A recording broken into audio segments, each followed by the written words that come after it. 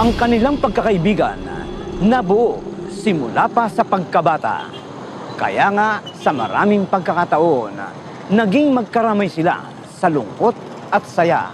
Pero bukod sa mga salaysay ng testigo, mayroon pang mahalagang ebidensya sa kaso. Dahil ang pangyayari nahagip ng CCTV camera. Ito ngayon ang pinag-aralan ng mga otoridad. Doon sa CCTV footages, of course, hindi na nakita yung kanilang pagtatalo. Pero makikita doon yung mga tao, no, na payapa naman nung una, no, normal. Maya-maya pa ay makikita sa video na bigla na lamang magpupulasan ang mga tao.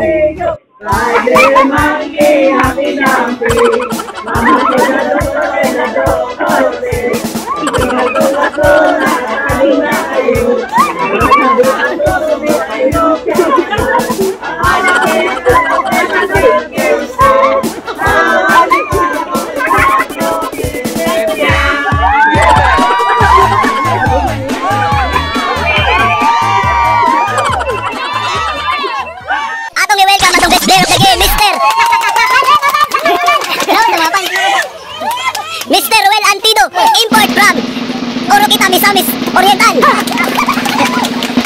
Unsay mong maingon, Mr. Ruel, nga imong gi-score karon 34. Why sipyat? First time mo napildi ang team ni Valerie. Unsay mga storyana? Wapo kitong pagka-ilahagit kay ano? Among team mo? Emmanuel Balong. Kita. Dapat ko gamitan niya, dili na ako mabuhat. Unsay mga preparasyon nimong gihimo bago ang dula? Ay, wala, ang daming dulan, pailitin sa was ba? Alak ka. Ingon sa mga inspired daw kay ka daw. Ano inspired daw ka? Ha? Kita kay mo niya inspired ka. Ha? Ibalong. Ibalong mo. Dali. Asa kay inspired? Eh, klaro na to, asa kay inspired? Wala. Wala pa. Nagganong lang may hotel daw. Yan ang makayok. Ito nyo, wala Yan, sa mga turong niya si Bal, wala niya tapos sa to, kaya nagilak pa silang balay. Nagilak siya, kaya mapindil sa usap. Hindi ba usap? Saan yung balay na? Bal! Unsay mo maingon nga mas dagan pa jud daw nahurot ni mga pan kaysa imong score karon. Gutom gay. Atong palakpakan, atong Mr. Tigil dawat kining itrabalot nga biskwit. Ay, atong palakpakan. Salamat. Atong interviewon si Valerie. Atong pangutanon nga nung napildi sila sa ilang dula. Mr. Valerie. Unsay mong masulti nga napildi first time ang imong team karong gabi una?